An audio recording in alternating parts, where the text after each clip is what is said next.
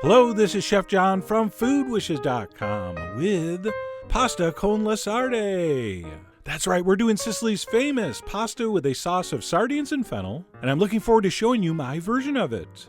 Oh, by the way, some of my friends in Sicily had a message for me to give to you. They said if you make this pasta, please use Sicilian olive oil. It's good for you.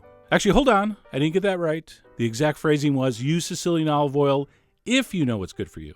All right, that makes more sense. But anyway, let's get started, and last things first. This unbelievably delicious pasta gets finished with a topping of crispy fried breadcrumbs. So we'll set a pan on medium heat, and we'll toss in a few handfuls of fresh breadcrumbs, along with a generous drizzle of the aforementioned extra virgin olive oil. And all we're going to do is toast those crumbs until they're golden brown and crispy. And please don't use any of those dried crumbs out of the canister. So just crumble up some fresh or stale bread, and toast it in some olive oil until it looks like this. At which point we'll just transfer that into a bowl to cool. And what we'll do is we'll crumble that over our pasta when it's done. Okay, so our breadcrumbs are set, and we can move on to the sardines. And good news, my version uses canned sardines, not fresh, which are traditional.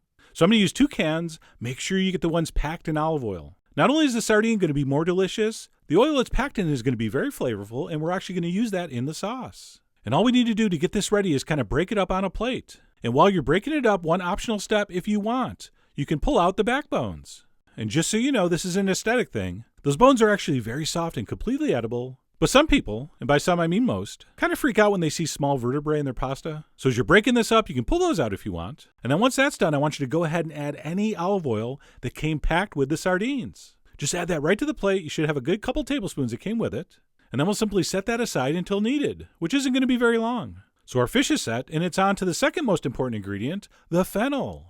And there's basically 2 parts we're going to use. We have that white bulb at the bottom, but we're also going to pick off and chop up some of these wispy green leaves, which some people refer to as fronds. And what we want to do is pick off some of those green leaves and chop those up. We want a couple tablespoons of those to put in at the end of the pasta. And as far as the white part goes, we're going to cut that in half and basically dice it like an onion. So I'm going to cut it down like this, and then just slice it across into kind of small pieces. And if you want at the end, you give it a little extra chop. As with most pasta sauces, precision cutting not really imperative here. So we'll dice up our fennel. And like I said, we'll save some of those fennel leaves. And at that point, we can actually start cooking this pasta. So what we're going to do is we're going to place a nice large skillet on medium heat.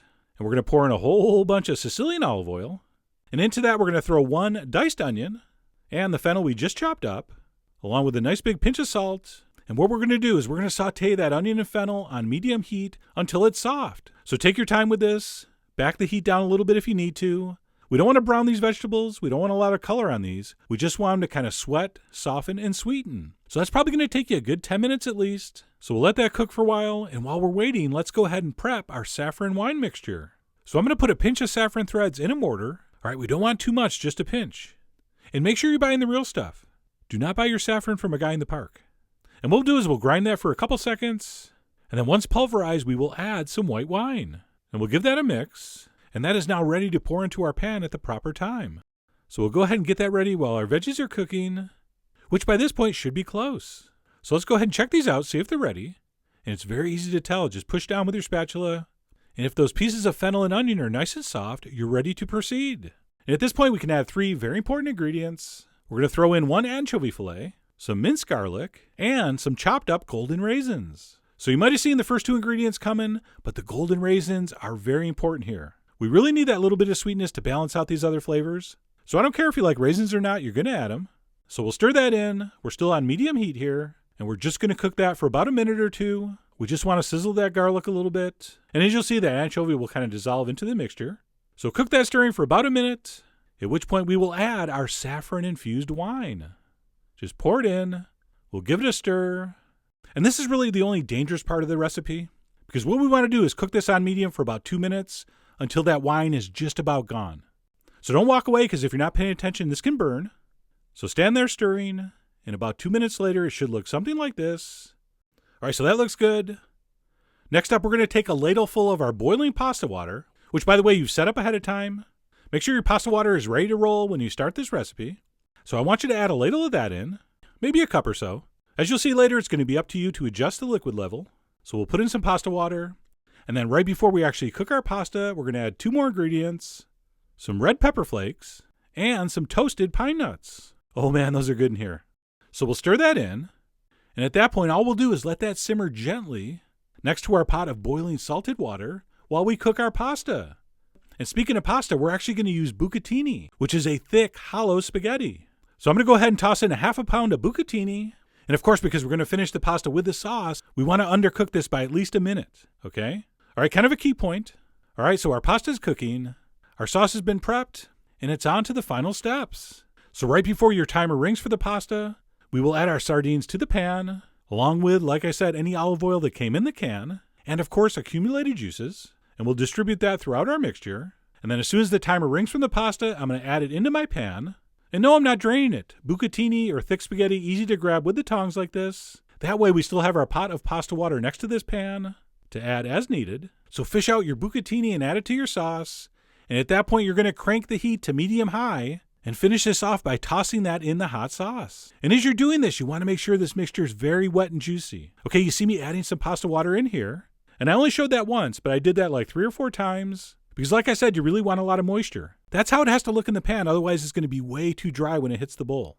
Okay, so we're going to keep tossing and cooking that over medium-high in that hot sauce for a couple minutes. And once you think your pasta has been cooked through and has absorbed all those beautiful flavors, turn off the heat, you're basically done. And I said basically because we got to do 2 things. We're going to add our reserved fennel leaves we chopped earlier. And of course, this would be the perfect time to taste for seasoning. And once that's mixed in and is tasting exactly like we want it, we will serve that up into some hot bowls. Maybe we'll garnish with a few extra toasted pine nuts and a nice handful of the breadcrumbs we fried up earlier, assuming you have not eaten them all, which is a possibility. And then last but not least, a little extra fresh fennel. And that pasta con la sarde is done. And I'm telling you what, if you've never had this before, you are in for a huge treat. Okay, that sweet aromatic fennel is just perfect with the sardine. You can see the beautiful color it gave it, but we have a little bit of that hint of saffron in the background, a little bit of heat from the chili, a little bit of sweet from the raisin.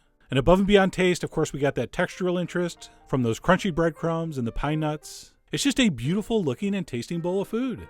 Of course, if you can get fresh sardine fillets, use them. But lots of you won't be able to, which is not a problem. This is absolutely delicious with the canned sardine, which is pretty inexpensive. So there's no excuse not to have a few cans in the pantry for occasions such as this. All right? So I really do hope you give that a try. Head over to foodwishes.com for all the ingredient amounts and more info as usual. And as always, enjoy.